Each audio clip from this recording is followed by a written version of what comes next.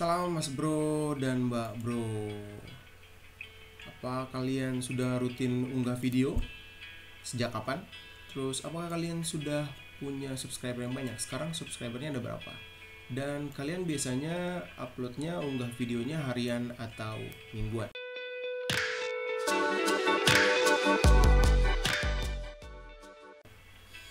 Salam Mas Bro dan Mbak Bro. Hari ini kita ngobrol tentang pakai SEO dan 4 cara lain gimana cara mendapatkan 500 subscriber dalam 1 bulan. Ini penelitian yang kita buat ya. Video ini kita buat sebagai lanjutan dari obrolan kita sebelumnya, yaitu dimana kita sudah membahas apa saja sih yang harus dipelajari di SEO.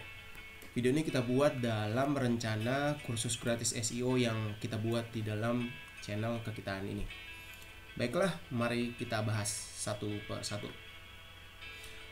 Sebagai perbandingan, pada hari kemarin, Sabtu, tanggal 2 Mei tahun 2020, video yang sudah kita upload itu 27 video, dan terakhir dia mendapatkan 514 subscriber. Buktinya ada di sini.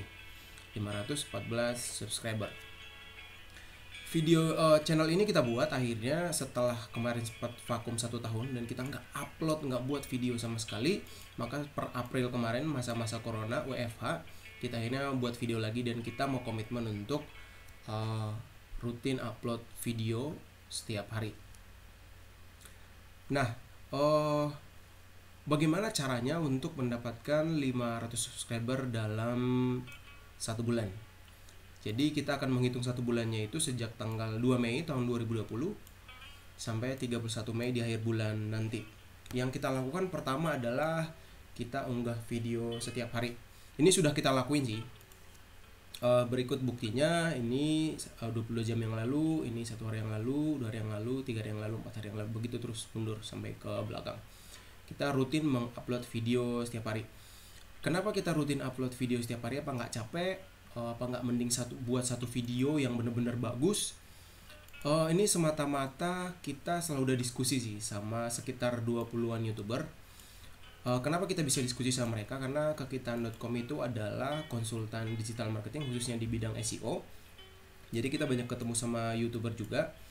Mereka mulai dari subscribernya yang masih, bahkan ada yang puluhan malah, ratusan, ribuan, puluhan ribu, sampai yang sudah punya ratusan ribu. Yang punya subscriber jutaan kita belum pernah ketemu. Mereka bilang bahwa lebih bagus kalau ternyata kita unggah video setiap hari, karena bagus untuk menaikkan views, watch time atau jam tonton, dan juga subscriber. Itu pernyataan yang mereka bilang. Tapi dari kita sendiri, karena kita sudah biasa di dunia digital marketing, pada dasarnya kan YouTube itu adalah perusahaan miliknya Google, dan perusahaan ini jualannya adalah mesin pencari atau Google Search. Nah, ketika mereka membuat Google Search ini, mereka membuatnya kan tujuannya supaya ini dijadikan alat oleh banyak orang untuk mencari informasi apapun.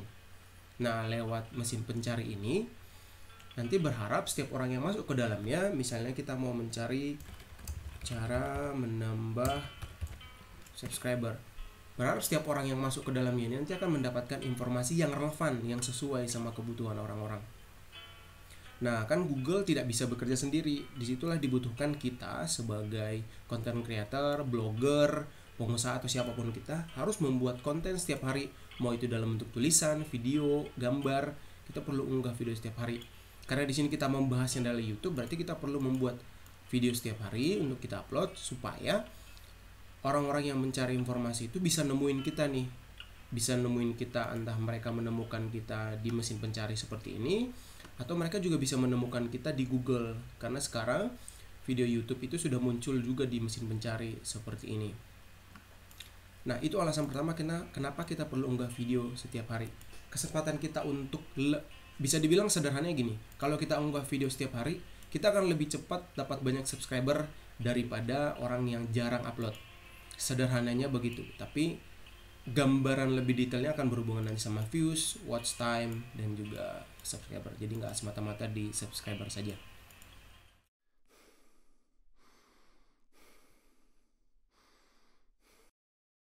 Selanjutnya kita perlu sebarin video-video kita ke media sosial. Mengenai sebarin ke media sosial ini, kita selalu menyarankan sih teman-teman itu menyebarkan ke media sosial yang bisa klik link, karena mereka nanti akan bisa diarahkan kembali ke channel kita. Yang bisa klik link itu adalah Facebook, Twitter, Pinterest bisa, LinkedIn juga bisa.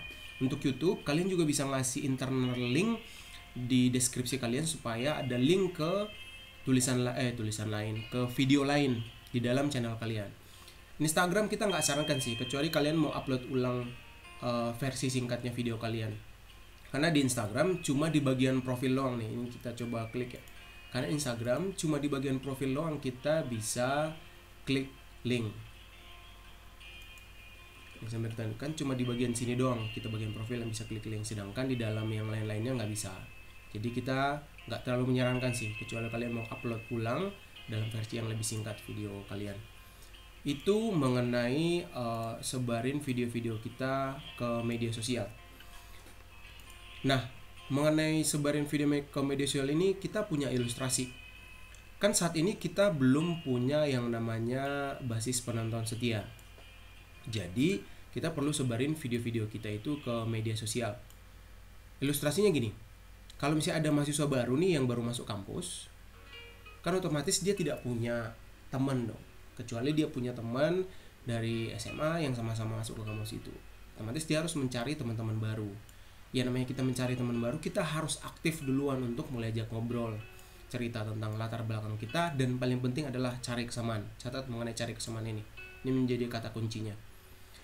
Nah, begitu juga kalau kita di media sosial, kita perlu ajak duluan orang lain untuk kenalan.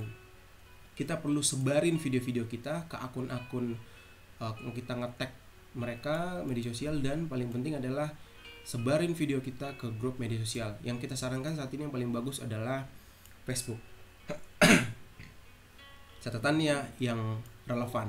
Tadi berhubungan sama yang namanya cari kesamaan. Nah, antara kesamaan dan relevan ini maksudnya begini. Contohnya nih, kita saat ini sedang fokus membuat konten yang berhubungan sama SEO. Otomatis kita akan banyak membuat video-video yang berhubungan sama SEO, tulisan yang berhubungan sama SEO, dan gambar-gambar infografis yang berhubungan sama SEO. Nah, semua konten yang berhubungan sama SEO ini biasanya kita hubungkan dengan jasa SEO, belajar SEO, kursus SEO gratis.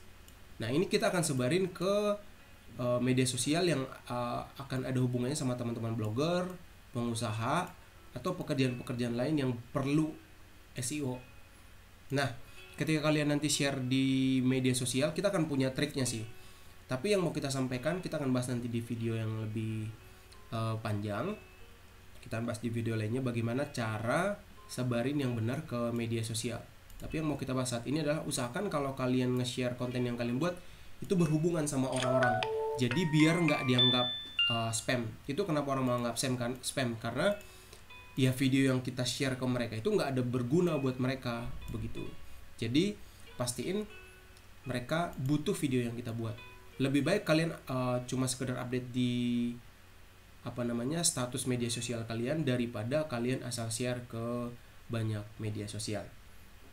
Itu penjelasan pertama mengenai media sosial. Yang ketiga adalah minta teman dan keluarga. Pada dasarnya sama kayak tadi, sebarin ke media sosial juga. Silakan kalian tag teman dan keluarga kalian yang punya media sosial. Tapi spesifik di sini biasanya akan lebih bagus kalau kita langsung share ke yang namanya WhatsApp. Jadi kalau kalian share di WhatsApp, pastikan ketika kalian share di WhatsApp, kalian share ke orang-orang terdekat kalian, ke keluarga yang sudah tahu kalian. Kenapa share ke mereka itu penting? Pada dasarnya begini, setiap penonton yang akhirnya menjadi penonton setia dan fans garis keras misalnya, mereka semakin banyak mengenal kita, otomatis akan ada masa di mana akan ada haters atau pembenci yang nanti ya kalau komen mereka nggak bagus di kolom komentar kita, justru akan ada orang yang senang dengan karya kita yang nanti akan belain kita. Kurang lebih teman dan keluarga kan juga seperti itu. Nah, kenapa mereka seperti itu? Karena mereka semakin kenal dengan kita, karena semakin mengerti satu sama lain lewat cara berbicara kita, lewat setiap konten yang kita buat. Nah, karena itu lebih baik di awal-awal kalau kita belum punya penonton setia dan juga fans garis keras seperti itu, teman dan juga keluarga adalah tempat utama kita untuk sharing. Dan catatannya adalah, percayalah, awalnya bakal malu banget, bahkan segan dan juga takut video yang kita buat itu dianggap nggak penting, atau dia ngomongin, ini videonya kurang bagus nih, videonya harusnya kayak gini, ini videonya kayak gini. Terima saja semua masukan yang ada itu sebagai perbaikan, justru itu sangat penting. Nah, kalau kalian belum bisa melewati ini, share ke teman dan keluarga ini, justru untuk sampai pada punya banyak subscriber itu hal yang sulit. Jadi pastiin kalian sudah melewati tantangan yang pertama ini, kalian sudah berani share ke teman dan keluarga. Nah, barulah selanjutnya kita akan ngomongin cara-cara yang lain. Karena percayalah, mereka yang akan sangat-sangat bisa mensupport kita supaya terus berkembang untuk punya puluhan, ratusan, puluhan ribu, sampai bahkan jutaan subscriber.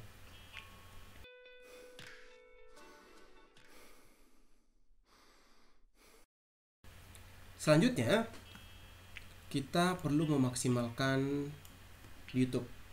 Memaksimalkan YouTube di sini maksudnya seperti apa? Contoh misalnya kita mau membahas ini, bagaimana cara mendapatkan 500 subscriber dalam 1 bulan ini ya. Nah, berarti kita perlu menambahkan kata kunci ini dong di dalamnya. Kita coba masukkan ilustrasi video yang lainnya. Contoh, kita udah buat video, apakah semua orang wajib paham SEO? Kursus SEO gratis. Nah, pastikan di dalam deskripsinya kalian menyebutkan ulang judul yang ada. Apakah semua orang harus paham SEO? Dan kasih sekilas apa yang berhubungan sama video kita. Kalau di sini kita membuat deskripsi tidak hanya semata-mata buat orang tetap berada di channel YouTube kita, tapi kita berharap juga mereka berkunjung ke website yang kita punya. Itu kenapa kita buat deskripsi ini. Nah, memaksimalkan tadi, kalau kita bahas yang pertama, nama file yang diunggah. Jadi nama file yang kita unggah di sini adalah apakah semua orang wajib paham SEO. Jadi ketika misalnya kalian membuat judul seperti ini, pastikan nama file videonya juga itu. Itu yang pertama. Kenapa seperti itu? Itu namanya memaksimalkan SEO-nya. Jadi ketika orang mencari, di sini sudah ada kata kuncinya, di sini juga sudah ada kata kuncinya. Akan lebih mudah untuk mesin pencari menemukan kita. Itu yang pertama. Untuk judul, barusan sudah kita sebut, pastikan kalian menyebut kata kunci kalian di dalam judul. Selanjutnya, deskripsi. Cara yang kita punya di dalam deskripsi ini adalah kita menyebutkan sekilas tentang jasa yang kita punya. Kita memasukkan link kita di dalamnya, dan terakhir kita memasukkan beberapa kata kunci yang berhubungan sama target kita secara video, secara keseluruhan, tapi juga kata kunci yang akan kita kejar di awal, yaitu berhubungan sama belajar SEO dan juga berhubungan sama kursus SEO. Kita memasukkan beberapa variasi kata kunci kursus SEO dan juga belajar SEO.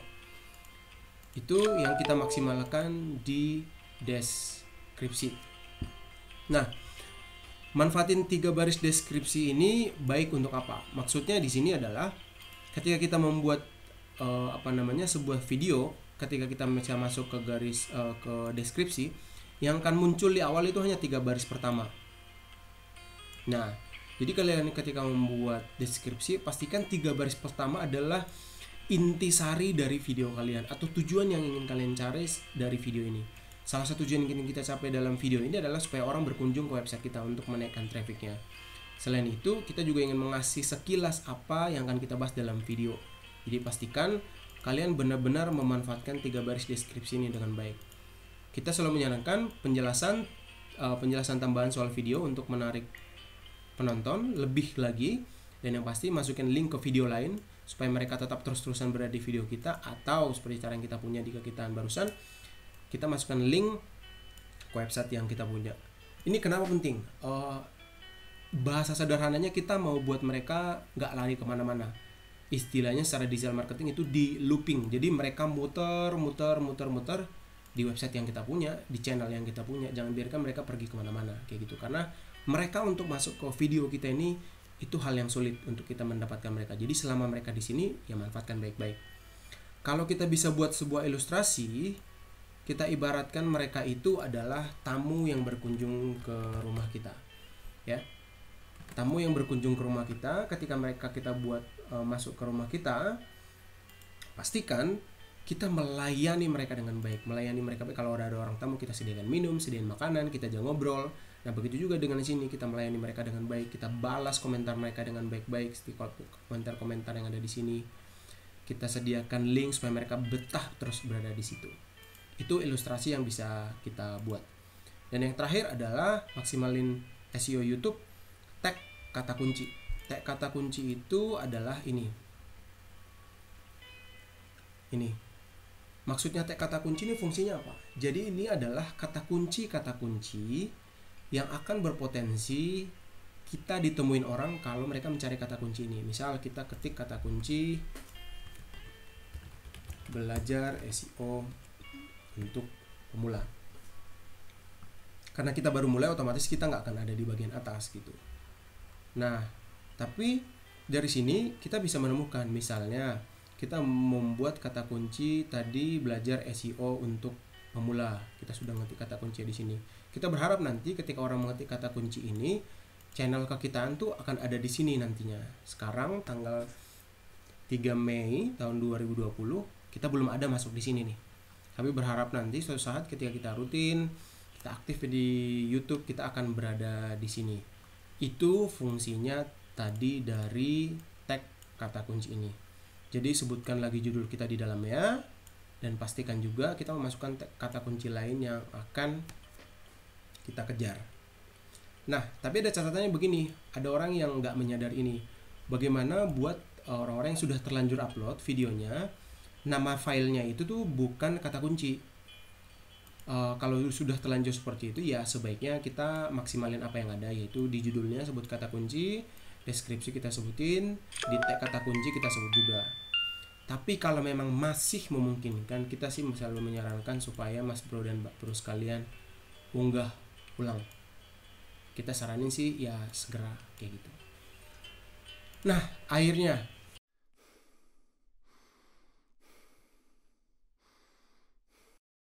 kita sampai yang terakhir.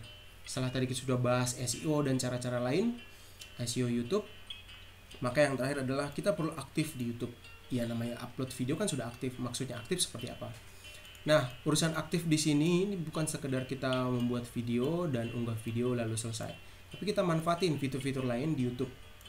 Khususnya kolom komentar. Kita baru belajar dari Mas Bro dan JC soal ini. Di sini saat kita membuat video kan kita meminta orang untuk menonton video sampai habis. Kita minta mereka untuk like, komen, share, sebarin video kita, dan juga untuk subscribe.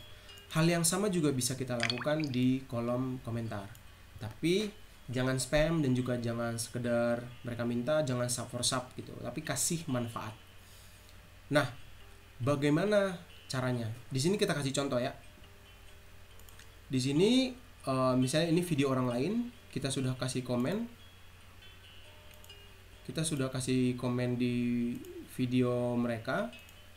Kita sudah kasih komen seperti ini. Sedangkan di channel kita juga meninggalkan sebuah komen seperti ini supaya mereka bisa terus berkunjung di video kita. Kita kasih contoh dalam bentuk real. Setiap video kita selalu ngasih komentar seperti ini. Terima kasih ya sudah berkunjung ke rumah ini. Kita kasih komentar seperti ini ke mereka. Panggilan Mas Bro dan Mbak Bro itu adalah panggilan buat teman-teman kita yang nonton video kita. Kita bilang kita sudah tinggalin jejak komen, jempol, dan berlangganan buat setiap teman-teman yang datang berkunjung ke kita. Kita pasti nanti akan kunjungin balik juga. Dan kita berharap mereka menonton video kita sampai habis, karena kita juga menonton video mereka sampai habis.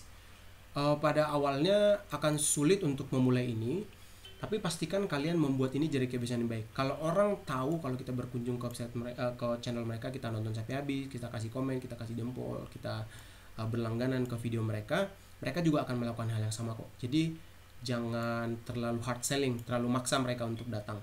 Dan kita juga nggak semangat karena kita juga lagi berjuang untuk mendapatkan 1000 subscriber. Kita juga bilang semangat buat kalian ya yang mengejar 1000 subscriber kayak gitu. Dan hasilnya ada 60 komentar nih yang datang ke kita. Itu kenapa pentingnya kita bilang perlu menjalin hubungan baik, anggap mereka sebagai teman. Kita setuju dengan apa yang dibilang sama Mas Bro dan Jesse ya. Kita menemukan banyak yang dia ceritain di videonya dia. Dia bilang bahwa setiap subscriber ini bukan cuma sekedar angka gitu. Ini bukan sekedar angka 525 subscriber, tapi ini adalah jumlah teman-teman, jumlah keluarga yang bisa kita ajak untuk saling berbagi. Itu yang kita maksud tadi untuk aktif di kolom komentar. Dan yang paling penting, catatan terakhir adalah setiap orang yang datang ke channel kita, mereka yang datang ke sini itu kan susah ya. Kalau kita sih sekedar punya standar, ketika ada orang komen, kita nggak mau komen cuma sekedar komen gitu doang gitu, tapi kita usahain lihat channel dia juga, biar dia tahu bahwa kita berniat untuk jalin hubungan baik. Kita juga tanya, contoh misalnya Mbak Wiwi channel, dia udah datang, dia bilang hadir di sini, terus kita bilang iya salam kenal Mbak Wiwi, terima kasih, semangat berjuang kejar 1000 subs, karena dia baru 482 subscriber. Nah, terus kita bilang semangat juga buat video masak-masaknya. Ini maksudnya apa? Ya menunjukkan kalau kita sudah berkunjung ke channel dia. Terus kita tambahin lagi, ngomong-ngomong video-video terakhir kenapa banyak soal bakso ya? Gitu. Kenapa kita buat kayak gitu? Ya menunjukkan kalau kita memang beneran nonton video dia. Jadi dia nanti akan ngerti, oh ini temen nih yang bisa kita ajak. Dia nggak cuma sekedar datang, tapi juga nonton video kita yang ada. Kurang lebih kayak gitu. Seperti tadi yang kita sudah sebut, ada dua cara yang kita pakai, komen di video sendiri dan juga kita komen di video orang lain, seperti udah kita sebut di gambar tadi. Nah, seperti yang sudah kita tunjukkan di screenshot di atas tadi, kita sudah nunjukin di video kita bahwa subscriber kita terakhir per tanggal 2 itu 514 subscriber. Berarti kita akan nanti buat video kayak laporan mingguan gitulah, biar Mas Bro dan Mbak Bro sekalian, bagaimana sih caranya mendapatkan 500 subscriber dalam 1 bulan. Video pertama kita sudah buat video hari ini, yaitu 514 subscriber.